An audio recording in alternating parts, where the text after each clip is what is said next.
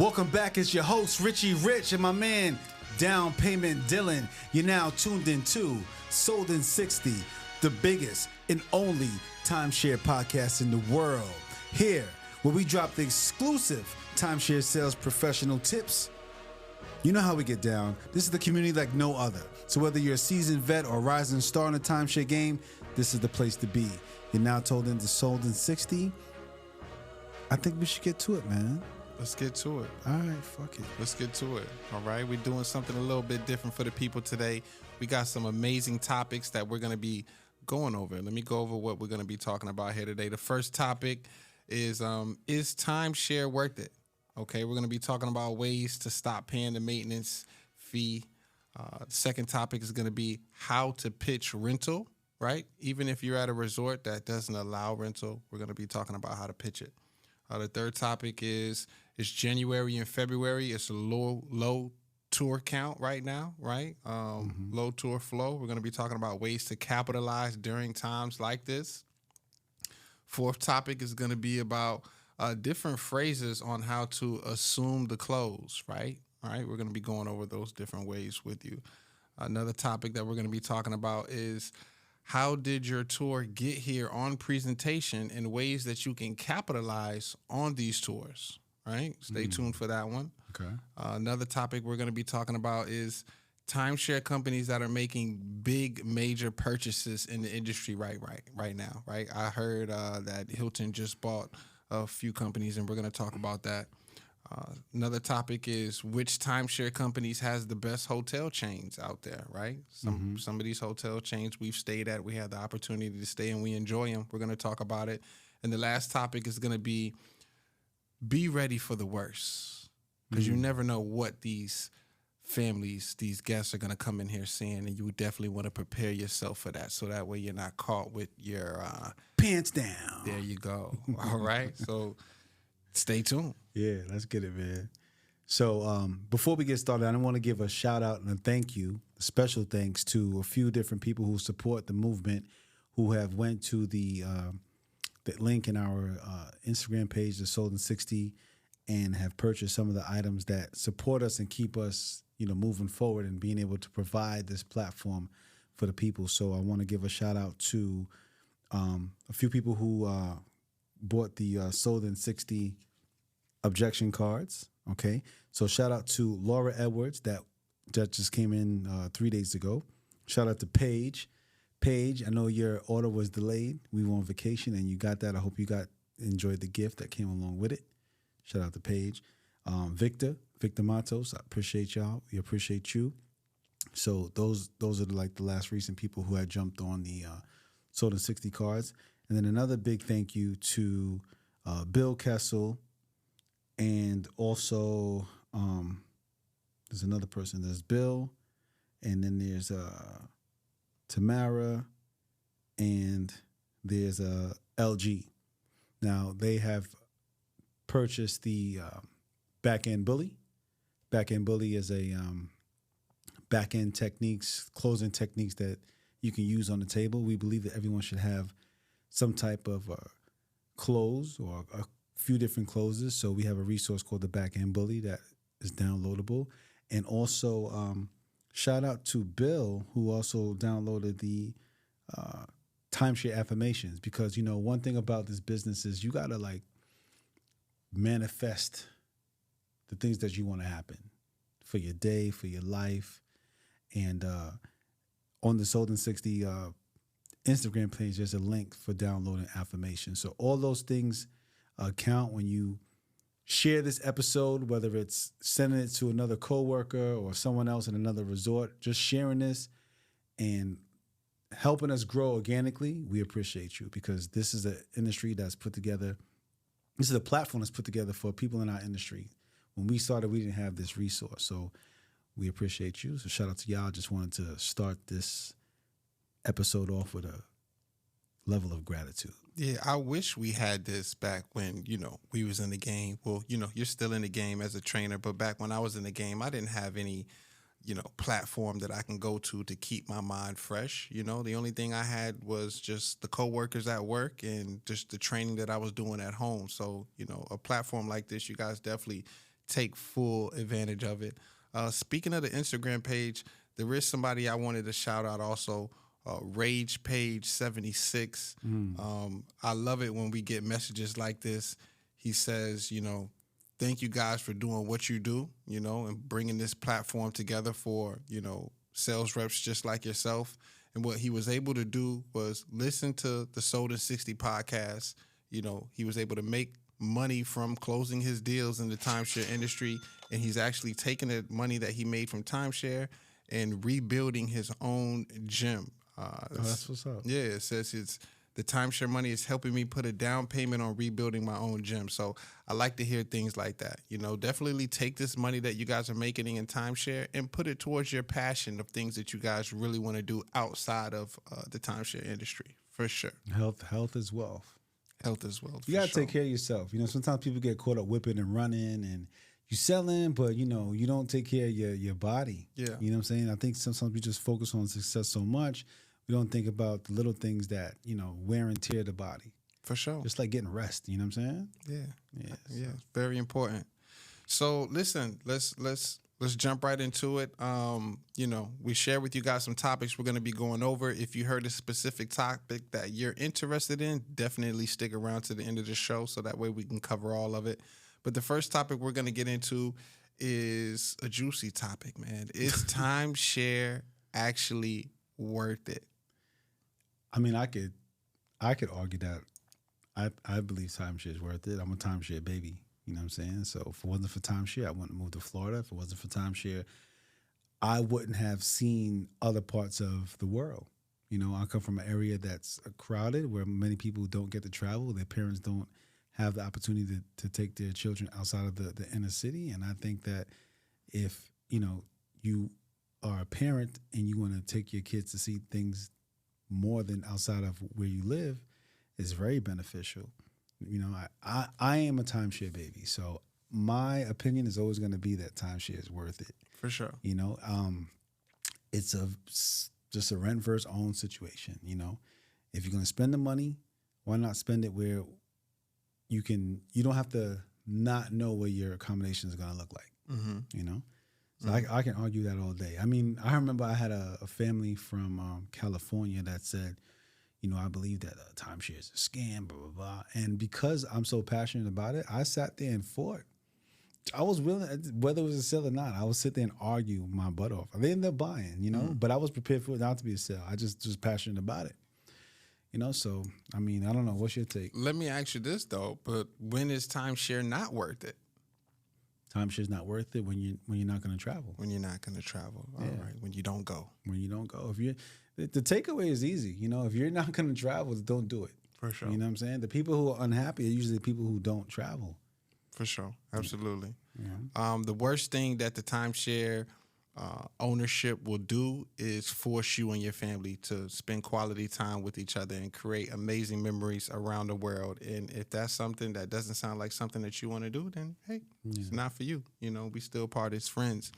One of the main questions for is timeshare worth it is, what are ways for owners to stop paying their maintenance and taxes fees? Is there certain ways, are there certain programs, are there certain tools that owners can utilize to help them, if not offset the maintenance and taxes, then to help them not pay the maintenance and taxes altogether? Well, some resorts allow them to have the opportunity to offset the cost by referring other people to ownership. That's the only way that I know. Any other way, I don't know how they can offset or not pay the maintenance and taxes. So when a owner refers a family member or a friend to also become an owner and join the ownership, they get like a kickback for that? Yeah, I believe they get like some type of compensation. So I guess it depends on the resort. So when my parents first owned timeshare back in the 80s, they would get things like what they call wampums, which is just like money that they can use at the resort. Mm-hmm. You know what I mean? That was back in Shawnee. That's in Pennsylvania, in the Poconos.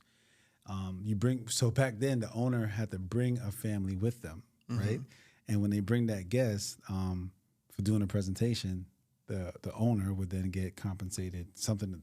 We can get lunch, we can buy stuff for the amenities, stuff like that. But Nowadays, I know certain resorts that actually compensate the owners with money. Like, let's say we give you $600 if this person becomes an owner. I mean, and that you can use to offset. But I'm not sure what other resorts are doing. Not Got really you. sure. There's some resorts out there that whether the person that they invited to the resort purchase or not, they still get a little kickback. Really? Just for referring the person to come experience the resort, because even though they refer the person to come stay at the resort, you got to think about it. The resort's still going to make money at the bar, at the restaurant, at the gift shop. Yeah. They're going to spend some type of money there at the resort.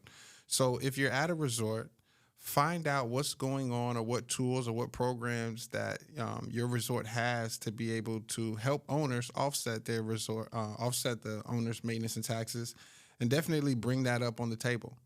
Share with families how you can offset the maintenance and taxes. I mean, I think the question that people should really understand or make sure that these families understand, what does maintenance and taxes cover? Besides the taxes, because that means the property values have increased, but what does maintenance cover? I mean, when you go to a resort and you see the nice landscaping and you see that the rooms are well maintained and a place that you would rest your head and you have amenities and things to do other than leaving a resort, I mean, that's when you can sit back and say, you know what? Paying a HOA is not that bad. I mean, if you live in a community that has a HOA, let's say you live in a community that, it's a gated community, the landscaping is done, you have stuff to do. You pay that HOA knowing that where you live is a nice place, right? Yeah. Because just like we talk in residential real estate, you don't want your neighbor to paint the house purple, right? You don't want the neighbor to have a chop shop or a mechanic shop next to your house, cars lined up, right? Or brown grass or next to your St. Augustine grass. Exactly. Yeah. So there's things that benefit you from paying the HOA, so that when you come back next year, you know that the property's in a nice condition. All those beautiful pools and nice walkways that those people can do. I mean, I've been in some resorts. I mean, shout out to Bonnet Creek. That's a vibe. You know what I'm saying? For sure. The freaking lazy river and that long walk. And so I think when people really understand where that money's going, they wouldn't really complain about it. For sure. Bonnet Creek, speaking of Bonnet Creek actually has Chinese koi fish, rainbow Chinese koi fish in the ponds. So when you're walking your family during the presentation, showing them the amenities and the property or whatnot, you're able to look over and see rainbow colored Chinese koi fish. I mean, when's the last time you seen that? You know what I'm saying? Yeah, I haven't seen that joint. Speaking about amenities, I know we just say amenities and we throw that out there, but what type of amenities are at these resorts? I mean, not for nothing, I just left a resort that had a ice rink, skating ice rink. Get out of here. It's Florida. Okay. You know what I'm saying? They had ice skating at the resort, There's little things like paddle boats, fishing equipment, bicycles. I mean, I love when I see families riding their bikes around the resort because that creates quality time. For sure. You know what I'm saying? Like some people haven't even taught their kids how to ride a bike, but they do it on vacation. That's a memorable moment. For sure. But yeah, a lot of them have different things. I mean, bowling alleys. And the funny thing is when you point out the bikes, I've never seen a family on the bikes riding around upset with a frown on their face. Never. They're always smiling, laughing, the whole nine. You know what I'm saying? Yeah. So it's all about creating those memories. Yeah. Okay, awesome. So let's talk about this. So next topic, how to pitch rental, right? There's some resorts out there that train you on pitching rental and incorporating it into your presentation, but there's some resorts out there that prevent you from pitching rental and don't even want you to talk about rental. So let's start with the first one. What's a proper way, I would say, to pitch rental? I would say a proper way to pitch rental is if you do not want to use your week or you decide that you want to give it to someone else, you have the right to charge them a fee for that week. So if you want to give it to a coworker, I would say, hey, but coworkers, y'all all go on vacation, right? We all have vacation time. Before you guys go anywhere, get with me. I can probably get you a cheaper rate than what you're going to spend. So if you go on Kayak or Book.com or wherever they go nowadays, I would say, listen, before you book, check with me, because I can get it for less. Tell me what the price is, and then I'll see what I can do. And if I, as an owner, can book a resort for an exchange fee of $229, I can now choose what I want to charge that person. If it's going to be less than what they're spending for the week in better accommodations or equivalent to, they probably would put the money in my pocket if I'm saving the money. And if my exchange fee is $229, I'm going to offset, listen, I'm not going to use the week anyway, right? So then I would rent it to a coworker. So we all have a break room. We all have, people around us. We all have friends and family that all go on vacation. Why not give them the opportunity to save money with you? You know what I'm saying? Instead of them spending it to someone else on the internet. And I'm pretty sure that owner has, family members, friends, and coworkers that are less fortunate enough to not be able to own a timeshare and not be able to travel to these different destinations. So now it's taking the spotlight off of them, and now it's about giving back, giving a family member, a friend, a coworker the opportunity to go on a trip that they probably would never go on or that they probably can't afford. Absolutely. And it kind of goes back to the first question that we had, ways to offset the maintenance and taxes, or in some cases not pay a maintenance and taxes. You gave a good example with, having their family member or their friend pay the exchange fee for the owner, right? Another way would be, let's just say you have a family member or a friend that wants to go to Hawaii. Yeah. Right? Hawaii is a $7,000, $8,000, $9,000, $10,000 trip, right?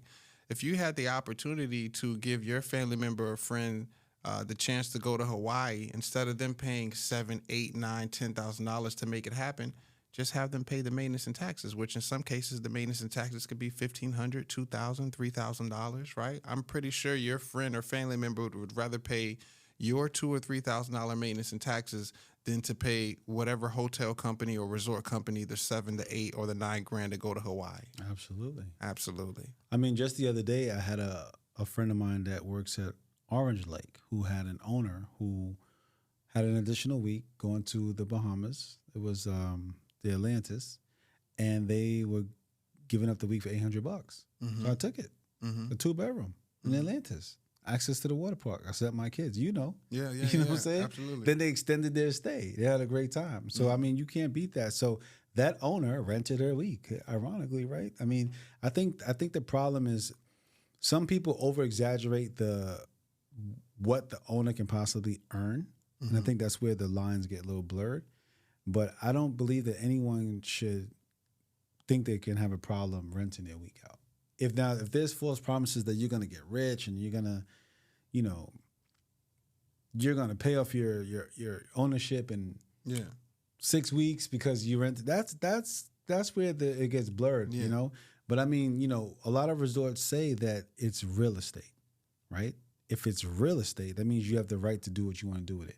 Wow. And in some of the demonstrations that they speak about ownership, they say you can use it, you can rent it, you can will it, or you can sell it, right? These are things that can be done. So I don't see why there should be a problem with that. But I think what happens is if there's a false promise that they can make a lot of income off of it, that's where people get in trouble. And that's why some resorts say, you can't do that. However, Interval International, the exchange company, allows owners to put weeks into someone else's name by purchasing a guest certificate. For sure. You see what I'm saying? So it was designed for you to be able to transfer that opportunity to someone else. Yeah. So why not give these people the opportunity to do that? Absolutely. And if you're at a resort that is, where you're not able to pitch rental, the best way, I would say the best loophole around that is a third-party story. Absolutely. Right? Instead of you saying, hey, rent your unit. Hey, let me show you how to rent your unit. Don't do that, obviously, because your resort doesn't allow that. But you can give a nice, proper third-party story, of what owners have told you what they've done with their ownership. You know what I'm saying? Take that, put that into a nice third-party story, and let the guests know that's on the tour with you what owners have told you that they've done with their ownership, and that'll open up the possibilities of what that potential owner could do with their ownership. Absolutely. If that makes any sense. Well said. All right, moving forward. Third topic that we're talking about today is January and it's February and the low tour flow at these resorts. I mean, right now, I'm pretty sure if you're in the timeshare industry and you're not probably I would say 15 or higher on the list. So let's say you're like 16, 17 or below. You're probably not going out right now, to be honest with you. You're probably waking up in the morning, putting on your suit, women putting on their makeup, putting on their nice little dresses, driving to work, spending your gas money, okay, clocking in, going to the morning meeting, sitting down, and waiting all day to be told, clock out and go home. You know what? You know what's crazy is that I've seen lately where they're not even telling you come in. They're just calling you off. I'm from an era where you came in, at least if there was you were there, and if there's no tour, then that happens. You gonna go home. You got dressed. You got up. You was pumped up. You fired up. You sitting. You waiting, and then they tell you go home. But lately, I've been seeing where they're not even telling them to come in. Yeah. You know. So, as a person that's new, you have to position yourself that you know the cycles of this industry, and you have to put yourself in a position where there is no slow season for you. And the only way there's going to be no slow season for you is if you make the most out of what you get, previously. Like when you're coming out of that December and even the first weeks, like you have to make it work with what you got. They say love the one you with. You got to love the one you with. You got to turn that into a deal. For sure. And therefore it's not slow for you. And maybe some of your resorts have some other opportunities for you to do. Like some resorts have a list of people who didn't sign up for an update or a presentation. It depends if you're at Dillan or in-house. I'm speaking from an in-house perspective, but you may be able to chase people and ask them to come up. You may want to call your existing owners and maybe have yourself like what they call like a phone night, or maybe try to upgrade them over the phone. If you're on the Dillan or Frontline, I don't have the answers to you. I was born in in-house. So. Got you. I got you. No, you're right. If you're somebody that had an amazing December, then you're most likely going out right now, But if you're somebody that, I know some reps that had amazing December, but due to cancellations, it brought them back down on the list. Yeah. So now that January's here, they're not going out. But let's talk about some things that you could be doing to capitalize during this time that you're not going out, right? Because we can still turn it into a positive. So if you're not going out right now, this is the time that you need to be training. Sharpening your axe. Right? Yeah. How does Abraham, what was the Abraham Lincoln quote? He said, if you give me 6 hours to chop down a tree, I will spend the first 4 hours sharpening my axe. Absolutely. And in this case, sharpening your axe would be ordering the sold in 60 timeshare objection cards, right? Ding. And sitting in the rep room, okay, by yourself or with a coworker or with a group of friends, and sharpening your axe and going over the objections, right? Getting yourself ready so that way when you get that tour and you get that objection, you already know how to handle it. Another thing that you guys could be doing right now, if you're not going out, this is the time to get with your top rep, right? And if the top rep is out, right, then I would be trying to sit next to the top rep's table and listen to what they got going on, or I would be trying to ride with the top rep, right? This is the time that you guys, if the top reps are going out or whoever's selling, I would be trying to position myself as close as possible to their table so I can hear their pitch and hear what's going on, right? And whatever I hear, whatever jewels that they're dropping, I should be writing those things down, right? And preparing myself for when I get a tour. Some people ain't having that. They're like, yo, why this person by me? Why they scared? You know what I'm saying? Especially if the floor is like empty, you just can't be sitting next to somebody. You know what I'm saying? So they gonna be like, what's wrong with this cat?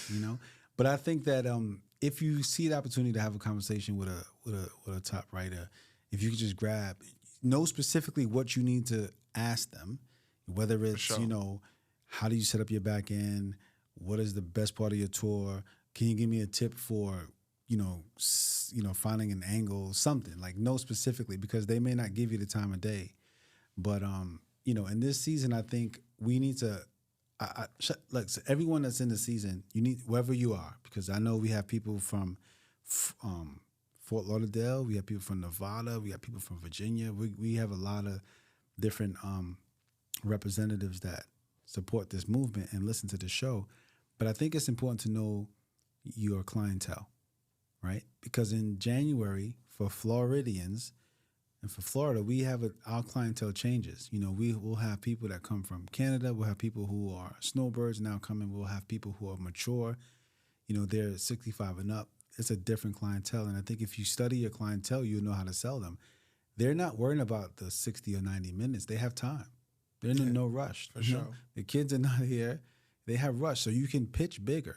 And if you take the time to learn your area, if you build value, you know, if you know your area pitch and you can build value, you have time to get, because things happen. Bigger deals happen in the slow times. Yeah. You know what I'm saying? So I think this is the time to really start thinking about area growth, things that's happening around your area. Think about your clientele on what matters to them. You know, those people that's coming here are staying for a good, sometimes 2 months. Yeah. You know, especially like the Canadians. You know, and you have to know your clientele. If you know objection is going to be the exchange rate, then you need to be prepared for that. For sure. You know what I'm saying? If you know that, you know, these people don't like noisy places or crowded places with children, then use that to your advantage when you're selling to them. You know? So I think that's what it's about. So sharpening your axe is really knowing your product in and out and how to get better and better and better and better. Yeah. And if you're a new rep and you just had a tour, maybe this is your first time getting a overseas traveler, and the first thing they tell you is, oh, we would love to do it, but the exchange rate, you know, this Canadian exchange rate or this Brazilian exchange rate or whatever the case may be. Mm-hmm. You know, really, that's just a smokescreen, guys. Don't take that and say, oh, well, they would have bought it, but it's the exchange rate. No, they knew about the exchange rate before they booked the reservation to come over here. If the exchange rate was that much of a problem and that serious, they wouldn't be in front of you here in the United States traveling, right? Yeah. Why? Because of the exchange rate. So they know about the exchange rate. Just don't fall for that one, all right? And bring it up. You know what I'm saying? Don't be scared to bring it up. Yeah, Talk absolutely. About the elephant in the room so you can overcome it. You know, objections, if you know the objections, there's stated objections that they tell us. There's the obvious objections that we know is going to come up. And then we have anticipated objections. So it's okay to bring it up and cover it throughout the presentation so that they can't use it on the back end. But if we don't address it, it'll come up on the back end. You know, so whoever you use, whether you use a manager or you don't use a manager, you know, be prepared for that in advance. I was always taught that if you bring up the objection first, you win. If they bring up the objection first, they win, right? Mm-hmm. So when I'm on a table, I'm not scared to bring up the objection first. So I would most likely bring up the exchange rate before they bring it up, you know? Yeah. Because if you as the sales rep bring it up, in their mind, they're going to be like, oh, shit, they got us. Okay, now we got to think of another excuse. We got to think of another objection, right? But if they bring it up first, they win because they're going to be like, yeah, but remember I told you about the exchange rate. Mm-hmm. You know what I'm saying? So just, you know, call out the purple elephant in the room and let's go ahead and talk about it because guess what? It's going to come out, you know, so we might as well just get it out the way. Yeah. I mean, skillfully you can address that, especially with your pricing. I don't know, does every resort do drops or some resorts the price is the price and that's it? I'm 99% sure that every resort does drops. Mm-hmm. Yeah. Gotcha. For sure. You know, because obviously you want to keep the value high, you know? Right. So I'm assuming that everyone does drops. All right, so going into the next topic, different phrases to assume the close or assume the sale. And we talked about this before in our earlier episodes when we had a good friend, Fred, on the podcast. Shout out, Fred. Different phrases to assume the close. For example of that would be like, do you have a credit card that gives you points? Love it. Okay. Why are we asking them for a credit card that gives them points? Because that's the credit card that they're getting ready to put the down payment on. Thanks for telling me you got a credit card. Yeah, absolutely. And, you know, you have credit cards that, you know, you make large major purchases on and you're able to rack up points and things like that. So you're kind of double dipping. You're getting the purchase and you're also getting points on the back end with the card, right? Well, yeah, but before timeshare, I didn't know nothing about points because I ain't had no credit card. Points. I didn't know the point game, but points are nice, man. I mean, I'm flying tomorrow using points. Using points. You know there you go. Okay. So, but I think that once I heard people say that, I used it on the table and said, what card you got that gives you points? And they'll tell me, we use Delta Sky Miles, or we use American Express, blah blah blah. And now I know you got a card. So for people out there that this might be brand new to you, especially maybe the younger demographic, maybe you 18, 19, 20, you're in the game, you really don't know much about credit cards. If you don't mind, Rich, from a layman's term, what does it mean by do you have a card that you rack up points? And once someone makes a purchase and they do rack up points, what can they do with these points? So for every dollar that you spend on that card, you get rewarded with points that can convert to a cash value, right? So some cards reward you for buying your airline tickets or for booking hotels or for shopping with groceries, right? So the more you use that card, they give you points, and then those points can be used for something else. Sometimes they can be even used to pay your bill, right? So most people that manage their money well, they'll use the credit card, buy whatever they're going to buy, and then pay it off with the cash because they had it in the first place. For sure. Right? So they use that to an advantage. It's the game they play. If I'm going to buy groceries, I was going to buy groceries anyway. But if I use my credit card, I'll put on the credit card, then I'll just pay that out of my money, the cash that I already had, and I accumulated points for using that card. So these people play this game, and because of that, they have points. Yeah. They have points that they can use. So I tell them, if you're going to use anything for when you're going to own with us today, use the one that gives you points, so you get rewarded for using that card. Now, if you work at a resort that sells weeks, don't confuse these credit card points with timeshare points, right? We're talking about credit card points that you rack up on your credit card that you're able to use and redeem, like Rich said, to be able to purchase things. Yeah. I like to say, who has the best handwriting? Who has the best handwriting is amazing. I love that one.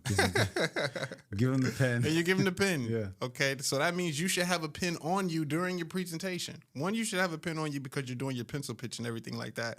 But for two, you should have a pen on you when you get ready to ask them who has the best handwriting, and you hand them over the pen. I hope you go to work with at least 2 pens, maybe 3. Why? Because somebody's going to take one? Well, sometimes you have a deal where they need to fill out 2 different loan apps. Oh, for sure. You know what I'm saying? That's true. So I need to have you out with both pens. Then I also suggest that, y'all should get creative and always be marketing. You should have custom pens. And if you haven't gotten a pen, I'm going to send you guys a pen. Comment pen below our social media, and I will send you a pen. For sure. That's like a stylus. And you're going to write $3 million with this pen. See the pure white? Let's do it. All right, guys. So moving right along, topic number 5. How did your tour get in front of you on the presentation, and how can you capitalize on it?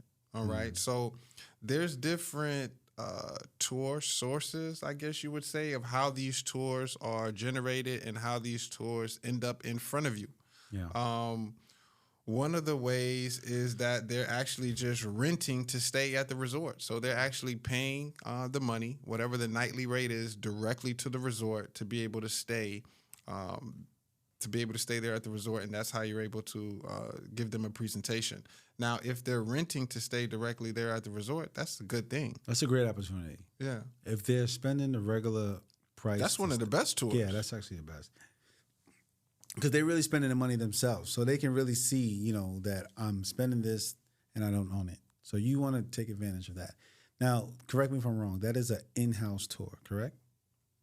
An in-house tour? Yeah. If they're staying at the property, renting, right? Because well, no, it's not in-house. They don't own. Well, to my understanding, in-house means anyone that's staying on the property.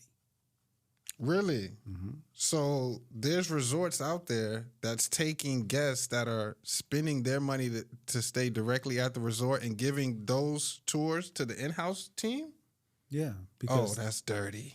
Yeah. That's dirty. That's supposed to go to the front line. No, I thought Yo, I thought frontline means that they're. I mean, obviously they're not an owner, but I thought the front line and the day line they're getting hooked from outside the street. They're staying in a hotel, They are and correct. then right, so they're not staying at the resort.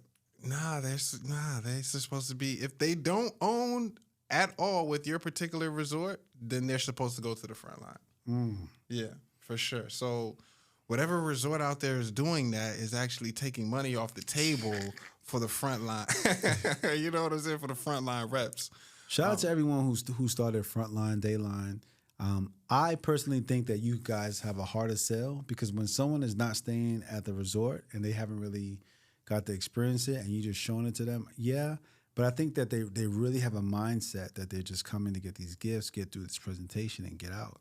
Yeah. So for those of you that are dealing with frontline with people who are not staying, I give you your props because you're really dealing with a tough sale. Yeah. Now, I was born in-house, right? Back in the day, you had to start on the front line, and then you had to. It was a privilege to be an in-house. Well, when I got in the industry, you was able to start in-house. Now, what I find is people who start on the day line on the front line think in-house is harder. You know what I'm saying? And I think it's vice versa. I think people who start an in-house feel like frontline should be easy because I think in in-house you get a variety of people, but usually they don't. It's like maybe it's a mentality thing. It's a mindset, but. Yeah. I don't really see when they switch, they find success. I think it's a mindset thing because when you're on the front line, you have to paint the dream of what this family could do with the ownership. And, when you're on the in-house side, they already have skin in the game. So you really just have to create a problem of what's going on with their current ownership and get them to purchase and buy in more. So it's really just a mindset thing. Is the cup half empty or half full? It just depends on who's looking at the cup, really. I guess different resorts because from what I've seen in-house where I've been at, they get a non-owner, they get exchangers, and they get owners, and then they get renters. So they have a variety. So, yeah, for sure. So it's a versatile skill that needs to be had. And as a matter of fact, we just had this conversation 2 weeks ago. Because when you deal with different tour sources, sometimes your sequence changes. Oh, for sure. And when you do get a non-owner, sometimes because you've been dealing with these different tour sources, you may not follow the steps for sure of a brand new tour. And therefore you skip things. You're used to getting straight to it. Yeah. That's true. So you're right about that. In in-house, they're getting so many different variety of tours.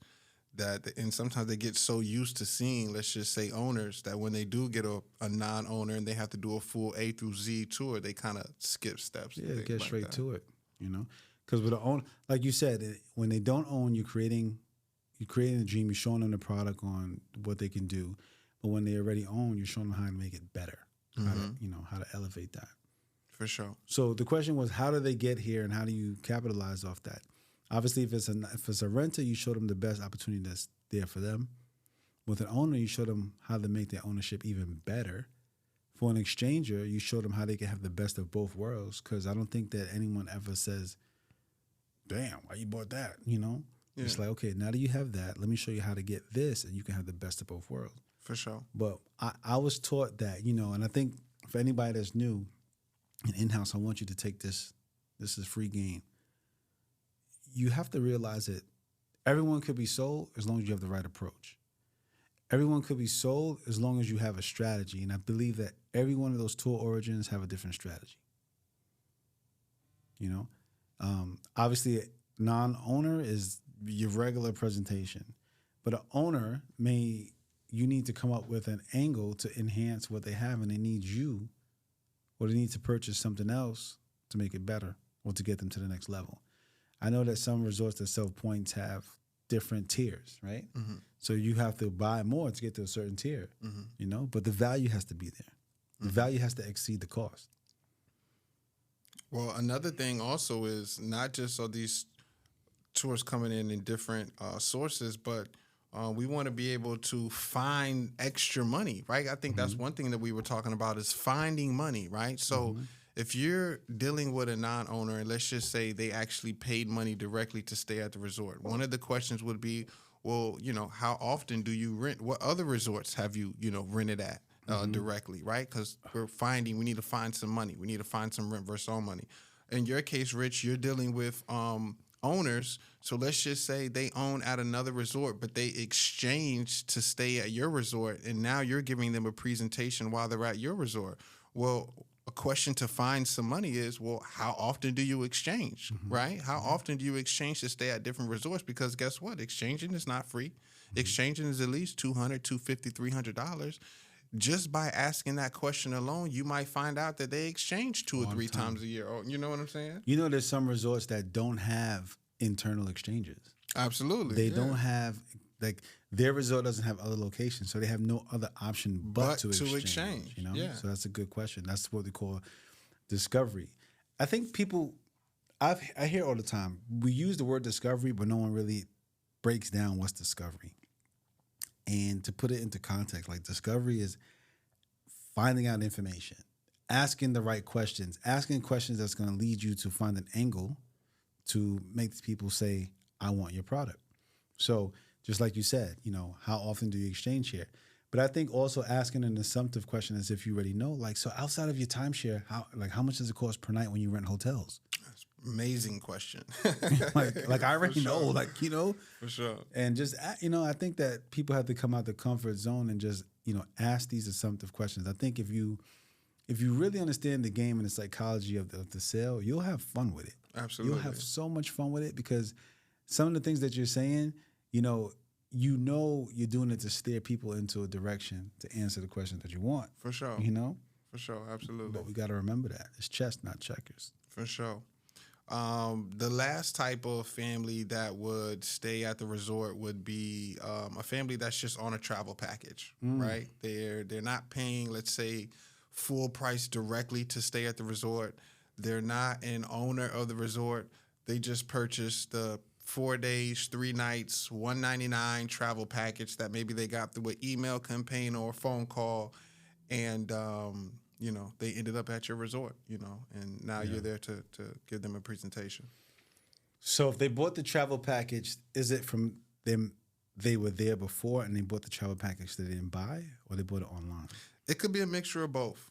The reason why I say that is because there's some tour sources where the family took a presentation and they didn't buy. So then that last package that they see is like a trial package, a test drive package, a discovery package, a VOA package. Different companies call it different things. So they could be coming back to the resort using one of those travel packages, or it could have been, hey, they got an email that said, want to go to Disney for 4 days, 3 nights, for $199, click here. And then boom, they ended up at your resort. Well, they say that the 2 reasons why people buy a VOA or Discovery is either they didn't trust you or they didn't have the money, they couldn't afford it. Oh, for sure. You know? For sure. So I want to start there. And in Discovery, I'm going to say, wow, like, what made you buy this package? Yeah. And maybe they'll, you know, because if I ask the right questions, they'll tell me how to sell them. Absolutely. You know? So with those people, I would ask that. And then they'll tell me, like, the reason why they didn't purchase. You know, they may say the guy's had bad breath, or, you know, whatever they, you know, but I need to work around that. They just pressured us. We just bought something just to get out of it. I mean, I've heard it all. I'm glad you brought that up. Let's talk about that. Let's just say a tour is on, you know, you have a tour, you're on a presentation, and this particular tour, how they got to in front of you is because they bought a travel package, as far as like a test drive package or a VOA package or a discovery package. How do you sell that tour once they come back? Because in their mind, they're like, hey, I bought this little travel package thing. They say I get a total of 4 or 5 vacations. I'm on my 2nd or 3rd vacation. Why would I buy with you here today when I still have 2 more vacations on this travel package? Well, you can continue renting. The extra vacation they have on a travel package, they still got to pay. You know, all they did was give them what they call leisure or something like that. It's like getaways. You know what I'm saying?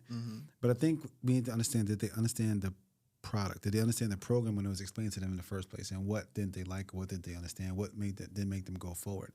And then if the package was sold properly, right, pretty much you can't even have what they have locked in for you. It's a takeaway, you know? And I just look at it as they didn't, you know, when someone says no, it's not N-O, it's K-N-O-W. They didn't know enough. So someone that toured them couldn't get them over the hump, right? So I'm gonna probably do a takeaway and say, that package no longer, we don't do those anymore, X, Y, Z. And I'm gonna go over the ownership and see what was the objection that they had, why they didn't move forward. And I'm gonna do my thing to illustrate why ownership makes more sense than doing that. Because you can spend $400 for the whatever those are, but if you continue doing it, first of all, you only get X amount before those run out. Then what you're gonna do? You're gonna go back to renting. So it's a rent versus own regardless, and it's about retaining the money, saving money, not throwing it out the window and not being able to recoup it. Excellent said. Just to piggyback on that, another thing would be, let's just say they say, hey, why would I buy with you here today when I still have 2 more vacations left on this little travel package deal that I bought? Well, you got to understand, every time they use that travel package, they got to take a presentation. So if you're telling me you have 2 more vacations left, that's 2 more presentations. Presentations are at least 3, 4, 5 hours long. That's another 10 hours that you're going to dedicate. You know what I'm saying? Yeah, on your family time. Like, is it worth putting your family through that? But now that you put it like that, there's a broker that they have it where they can take multiple. When they sign up, it's so they can take multiple tours until they find the right ownership for them. In the bottom of the fine print on that company's website, it says this is for solicitation of vacation ownership or vacation planning, right? So these people think like, hey man, I have 8 more presentations to do, But what I found was, when you get that family in front of you, you can overcome all that with your presentation. I'm not sure what other resorts presentations are, but I'm familiar with one that explains the difference between vacation clubs, points, and weeks. And I'm sure that wherever you work, whatever you sell is the best, right? So if your presentation explains the different type of ownerships in your presentation where you're breaking down the different types, you have the right there to say, I'm gonna save you time from shopping around, because looking at the others, this doesn't make sense because of this doesn't make sense because of this, but what we sell is this, and you can see the value in that, can't you? You agree that you don't want to waste your time shopping around when the answer's right in front of you. Wouldn't you agree? And then boom. You see what I'm saying? Because you can stop the bleeding. Why you want to shop around and put your family on vacation and then have a presentation for 4 or 5 hours dragging you out? You know what I'm saying? Come on. And what if I can give you a credit back for what you paid for that package and save you some time? That's another angle right there, right? So if they have, let's just say they bought that travel package and the test drive package, and they have a few more weeks left before it runs out, or a few more points left before it runs out. Depending on the resort that you work at, check with your resort, your managers, and your TOs. If they buy in with you that day, you're able to take those weeks that's still left on their package and save them and, throw them into the deal, or take those points and save them and throw them into the deal. So definitely ask around, and if these are new topics or new things that you're just now hearing, ask your coworkers, ask your managers. They'll be able to help you also and assist you, and maybe even go over a pitch for you or something like that. Definitely get your pitch ready, because you're going to get these tours, and you definitely you don't want to be, as Rich says, role playing with real money. Yeah. You know what I'm saying? Which my mom does that a lot. But anyway. All right, so we got that. Moving on to last thing I want to touch about that topic is, if they have these little test drive packages, a lot of these test drive packages does not open them up to the entire ownership, right? Maybe they have select properties that they can go to. Maybe, and you'll know when you do your discovery, you'll find out that they want to travel here and they want to go here and they want to go there. But because of this trial package that they purchased, they're not able to go to those places that, they told you in the discovery. They're only able to go to the places that they're allowed to because they bought this travel package, test drive package. So, it's very limited, basically, is what I'm getting at. So definitely point that out. For sure. Moving on to the next topic. There's some timeshare companies in the industry right now that have made some big, major purchases. Been some big purchases. There's been some merges. One of the biggest purchases right now is Hilton has recently just bought Diamond Resorts and Blue Green Vacation Resorts. Yeah, let's talk about that. So Hilton Resorts paid $1.4 billion for Diamond Resorts. Diamond has about 710,000 owners and about 154 properties, I believe. And then Blue Green, which ironically, I didn't know that Diamond would be paid less for it, but Blue Green, they paid $1.5 billion. Get out of here. Yeah. And that's interesting. That is. I mean, that's big. But it's a gift and a curse. Again, it depends on how you look at it. Is the cup half empty or half full? The reason why I say that is because Hilton is known to be a prestige product, right? It's supposed to be one of the top of the line, if not one of the best products out there as far as accommodations go, right? Upscale when you think of Hilton, right? Diamond Resorts, Diamond is kind of on the lower spectrum of, it's kind of like bottom shelf liquor. It's kind of like, you know what I'm saying? I don't know a bottom shelf liquor. Terramana? Yeah, it's kind of like a Terramana. You know what I'm saying? So, and then when you get someone that drinks top shelf liquor, they don't want bottom shelf liquor. All right? So let me land the plane here.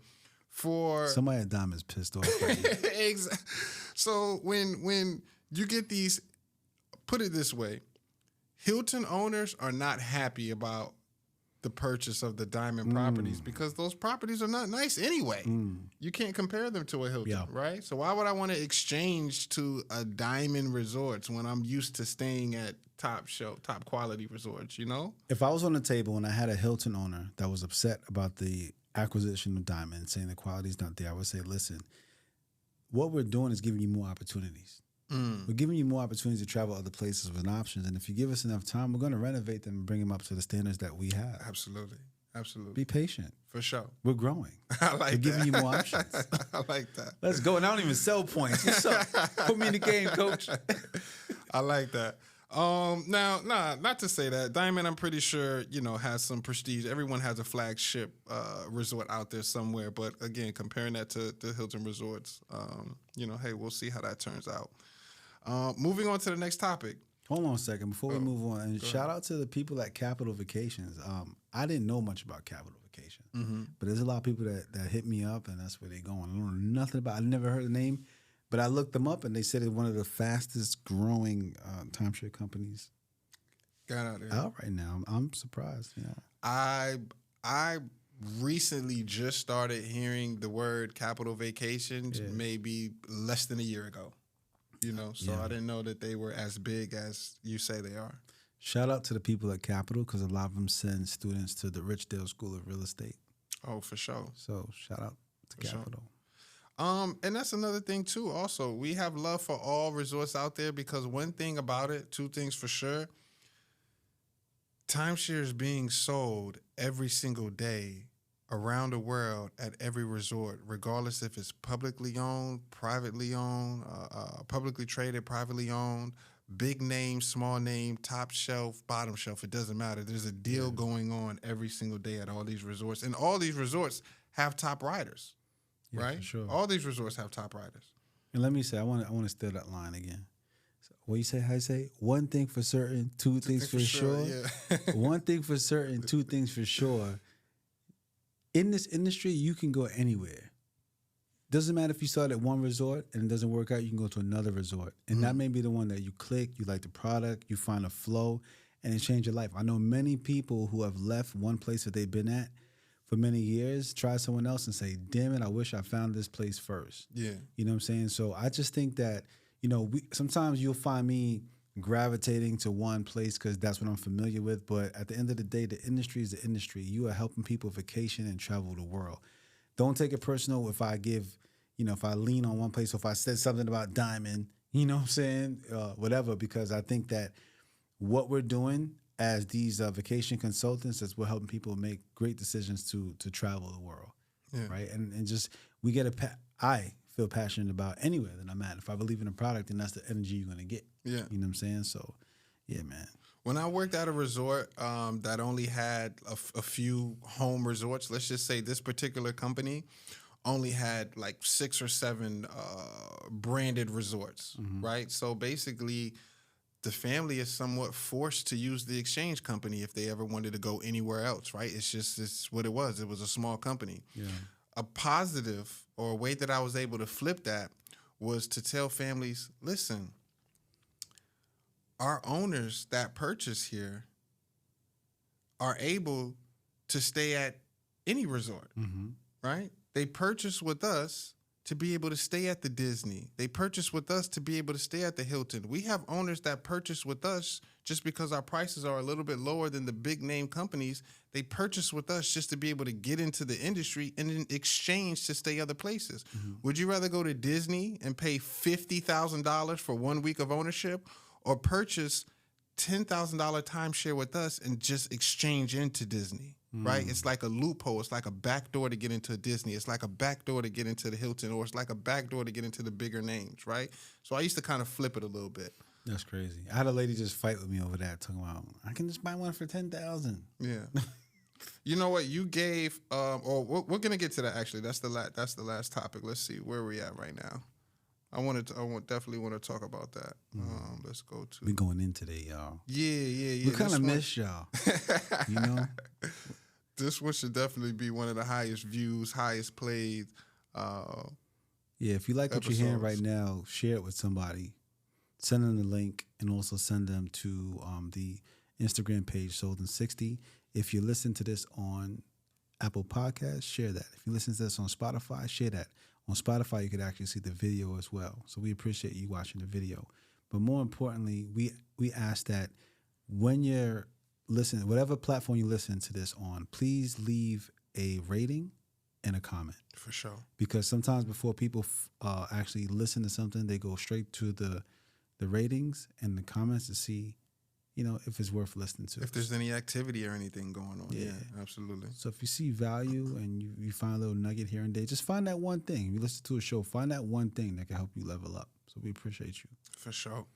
All right, 2 topics left. Second to last one. Which timeshare companies have the best hotel chains?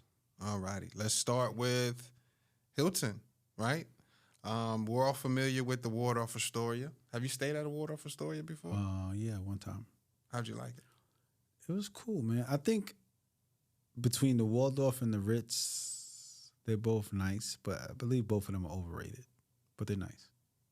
Okay. Well, Waldorf overrated? Really? Ritz overrated? I mean, I like nice things, but the cost doesn't, like, the value doesn't give it to me over the cost. You know what I'm saying? Like, the rooms were like $400 a night. Even with shout out to my Bonvoy people, you know what I'm saying? That MMP, MM4. Shout out to my people. Shout out to the Hilton Honors people that hook it up. I've stayed at both, and the only thing that I like about I don't really remember the breakfast was great at the Waldorf, man. The fluffy pancakes. For sure. The bedding, the duvet. Yeah. You're definitely going to spend the bag. Oh, I love a good duvet. For sure. I love the comfort of the rooms and the cleanliness, but I don't know. They're right. The Curio, we stayed at a Curio in Miami probably like 2 years ago. That was nice. I enjoyed that. The Conrad, that's a Hilton property. They just opened up Evermore. Evermore and Conrad have this type of relationship going on, which are underneath the umbrella of Hilton. The DoubleTree. DoubleTree is cool. They do the fresh, chocolate chip cookies when you check in. I like that. DoubleTree's under who? DoubleTree's under Hilton. Okay. Yeah, they do that. Hilton's strong. Like I haven't had a complaint, but not even at a Waldorf. Just usually they're normal. Yeah, it's straight. I would say out of the Hilton, the least favorite hotel would be the Hampton Inn. I think that's like their bottom tier. That's like the entry level hotel is the Hampton Inn. I mean, maybe you just need a place to lay your head at night or something. Embassy Suites is cool. They do the free happy hour, every day around 5 to 6, which I enjoy that. Marriott, okay, Marriott's hotel chains. They got. I think I'm Team Marriott. Team Marriott. They got the Ritz-Carlton. Yeah. They got the JW Marriott. Which is weird because I've paid more for the Ritz, but the JW had a better vibe. I don't know why I thought the Ritz-Carlton and the JW Marriott was the same thing. Because here it's one building with the two names on it. No, they're next to each other. The Ritz is here and the JW is here. But they're attached. But they're not attached. I mean, the same property, but they share the amenities. Got you. But they're separate. They're separate. Got you. Okay. I'm thinking so I stayed at the Ritz. I'm thinking the Ritz is the Ritz. Yeah. You know what I'm saying? Yeah. And over the JW was popping. They had the water slides, everything. It was over there is where it was at. I'm like, shit, I stayed over here. Okay. I'm at the Ritz, and I had to walk all the way over to where it was popping. That's funny. So, the Westin is a Marriott property. The W Hotel, we just found out that the W stands for whenever, whatever. Yeah. Let me tell you something. In Dubai, I stayed at the Marriott in Dubai. Which one? I don't know. It was called the Marriott Residences in Abu Dhabi. Residence in, yeah. The residence? Yeah. Not residence in. Oh, okay. Residence. Okay. Excuse me. Word. I mean, it's my accent. You know what I'm saying? My accent. No, they were like apartment complex. It was like apartments in Dubai. It was dope. It was really nice. How many bedrooms? 3. Oh, wow. 3 okay. bedroom. Yeah, I wish I could prop it up on the screen right now. All right. Next show, I'll show it to y'all. So I like Marriott. I'm team Marriott.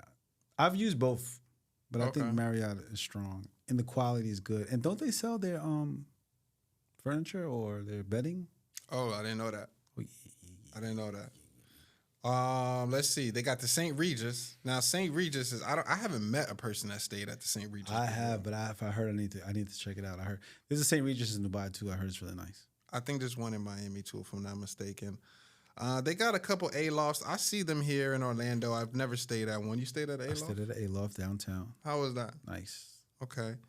And then they got the Gaylord Palms. There's a few Gaylord Palms actually. I know we got the one right here in Orlando. I know there's one in Tennessee, and then other than that, I don't know where the other ones are at. But Gaylord Palms is nice. Yeah. Finishing off the list would be the Wyndham Hotel brands, which if you ask me, just looking at this list, I'm sorry guys, but this probably is the bottom tier of the hotels. They have Ramada. I mean, come on. Ramada used to be it back in the day, but who stays at a Ramada? I mean, Days Inn, come on. Super 8, stop it. Travelodge, give me a break. Hey, listen. Baymont, come on, bro. What are we doing here? Listen. You gotta have a product for everybody. You know what I'm saying? Yeah, I get it. I get it. Stay, you know. Let me say something. The Wyndham that I know of is Bonnet Creek. That's all. Shout out to everyone across the United States. For sure. I really only know Florida like that, but the Wyndham. Oh, the Wyndham in New York City is nice too. There's a Wyndham in Times Square. That was nice. Okay, Wyndham Hotel? When it first opened, yep, stayed there because I live in New York. I went to a convention. Shout out to all the podcasters out there. I went to the Pod Fest 2023. It was 2024, but it was at a Wyndham. And when I checked into the room, y'all, I did a 360 and checked right out. It was terrible. Oh, wow. Oh, the one right here. Yeah. Yeah, you saw the footage. Yeah, I seen that. I was disappointed. I was disappointed for you. Yeah. All right, but I'm pretty sure Wyndham will step their game up, or somebody will come up and buy him or something. Apparently, I mean, from what I'm seeing, what we're seeing in this region is that it seems to be major giants trying to buy up little resorts. Yeah. And I think that something's happening. Something's happening where they can control, or that it's a few major giants that's buying up these resorts. Mm-hmm. So Hilton is one. I don't know if Marriott buying anything, but doesn't Marriott own like Interval? Marriott owns Interval. Oh yeah. I think so. And Wyndham owns RCI. Yes. So yes, I mean, yes, a lot. Yes. There's something going on, So it is enjoy the ride, But there's always, and there's rumors of other resorts being purchased. I don't want to be a gossiper, so whatever happens, happens. But we noticed that that's happening a lot. So, All right. join the flow. This brings us to our last topic of the night, and it is be ready for the worst. Be ready so you ain't got to get ready. And what we mean by that is just be ready for the worst thing that's going to come out of your guest or your family or your tour's mouth, right? Be ready for it. Even if it's not something that's in your script, right? Mm-hmm. You got to be ready because you don't know what these people are about to say, right? If you're on a tour right now and the family tells you, well, how do I exit out of this timeshare if I buy in? That's not in the script. Yeah. But you need to have that pitch in your back pocket so that way you are able to at least do a third-party story or give them some information on how they're able to exit or something of that nature, right? You just don't want to be on the table like, I don't know. It's a good question. You know what I'm saying? So have a pitch ready, Go to your manager. Ask your manager if a tour told you how do they exit out of this timeshare, what would you say? Go to a different manager, see what they would say. Go to a different manager, see what they say. Compare it, and then you get back to yourself and formulate your own little pitch. That way, if that's ever said to you on a table, you know how to respond to that. Another thing would be, and this is where I want you to bring in. Hold on, before you go into, are they allowed to be talking to different managers like that? Why not? Level of respect. Like, don't be talking to that manager. You my rep. I don't know how it is with y'all, but when I was a rep, it was like, it was like the streets. Like, you can't be just talking to the managers. Like, you doing talking to him or her. Yeah. Nah, I'm messing with y'all. I mean, some resorts are like that, though. Yeah. What if somebody hit you on the table with, well, I seen timeshares on the internet for $1. Why would I buy $30,000 timeshare with you guys? Definitely. Be ready for that. It happens. I think that we have to understand that there's objections and there's going to be concerns that come up continuously in this industry. You need to be prepared and swift on your toes. And the only way to be prepared is to practice. Practice, because it's coming. And I was fortunate. I use the word fortunate because sometimes when you're not in the field, you can get rusty, right? But some things become second nature to you. And I was in a situation where a family came back to cancel, and their objection or the reason of canceling is a few. They came with 3 different reasons, right? One reason was that they saw on their account that they had a reservation already set up, and what they didn't realize is that they had owned a fixed week. So when you have a fixed week, they owned a New Year's Eve week. So when you own a New Year's Eve week, your week is already set. The reservation is already made, so you don't lose your week. They didn't realize that. They thought that someone went in their account and set it up without their knowledge. So I had to explain that to them. The second thing is they said, we Googled timeshares and the average sales price is only $24,000 and we paid $35,000 and we don't want to overpay. And what they didn't realize was that they paid a premium for the week that they own to be guaranteed one of the highest demanded travel weeks in the year.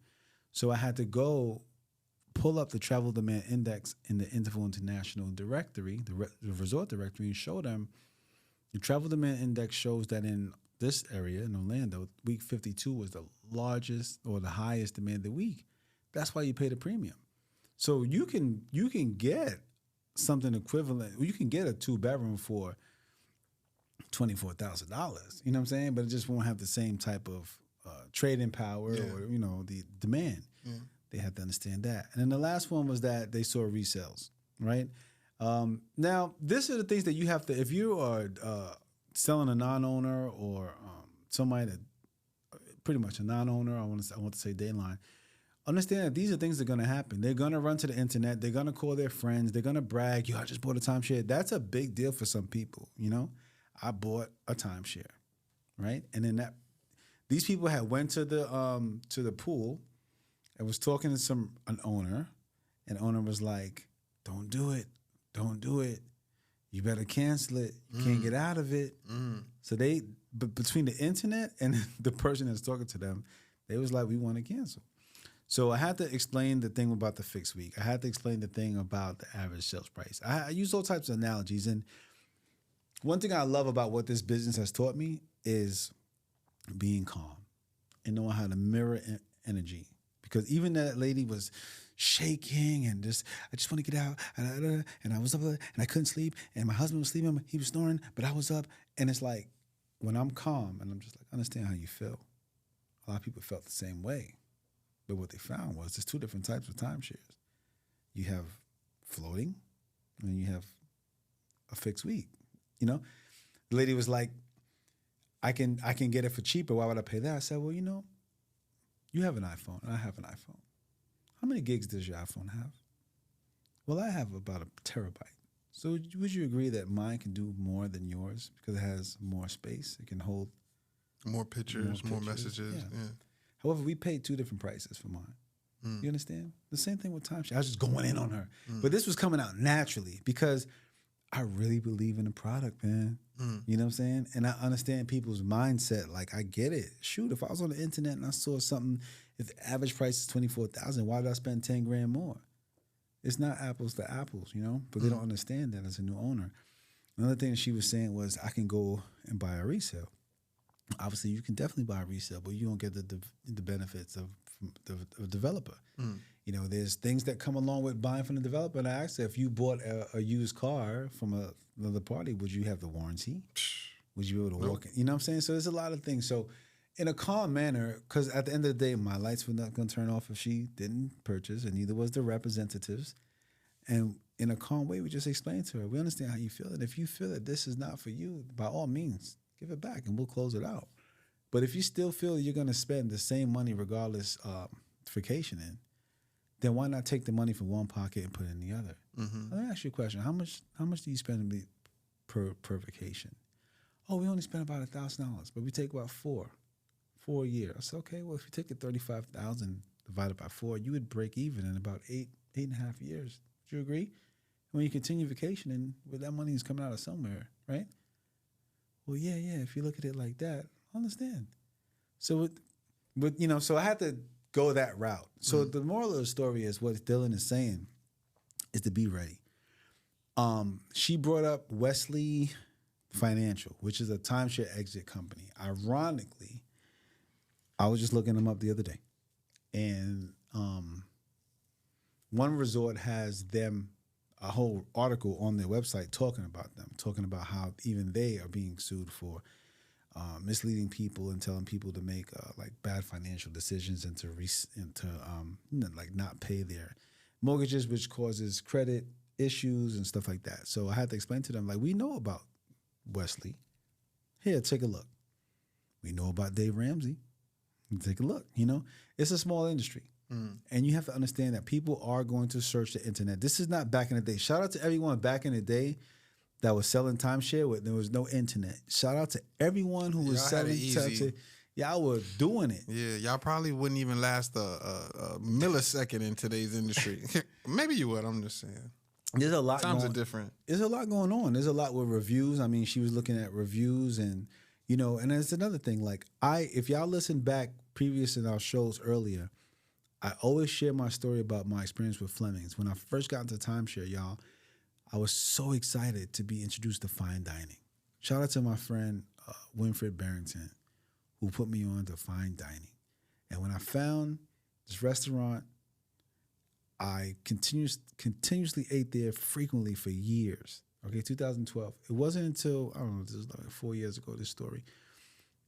Took my father there for Father's Day, and the service was terrible. I mean, I am accustomed to going to a steakhouse and the way they're checking my steak and making sure it's the right temperature, making sure everything is all good. I got none of that this time. My reservations got messed up. The service was just terrible. And, this was around the time where I booked it through Open Table. So when you're done, I got a survey to fill out about my experience. And, man, the first time ever I wrote a friggin' review, and I went in and wrote the most negative review. And as I'm writing the review, and I start to think about how much times, like, this is the first time this ever happened, I was like, oh, snap, I'm one of them. I've never written a positive review when I was having this great experience of how much I love this place. But the one time I had a bad experience, You went to the internet. I went to the internet. So I had to explain that to this lady, like, you know, I know exactly what you're seeing. But you ever go to do a survey and it's so long that you just give up? Oh, for sure. We need to simplify the survey, short and sweet. Because I'm trying to give you a positive review, but the thing is taking 5 minutes. Not all of us have that much time. You know what I'm saying? So a lot of positive reviews don't get put down. For sure. You know? So anyway, long story short, y'all, be ready. Whatever experience I just had, I hope you can use that to your advantage and share it if you ever have to save a deal or to overcome an objection. Because it's coming. There's going to be, I've seen reviews. You got negative reviews, or we don't like the room, or I can find it cheaper, or I can go resale. I mean, all that's coming. All of that. All of it's coming. I heard you're stuck with it. All of that. You gotta be ready for it. Mm-hmm.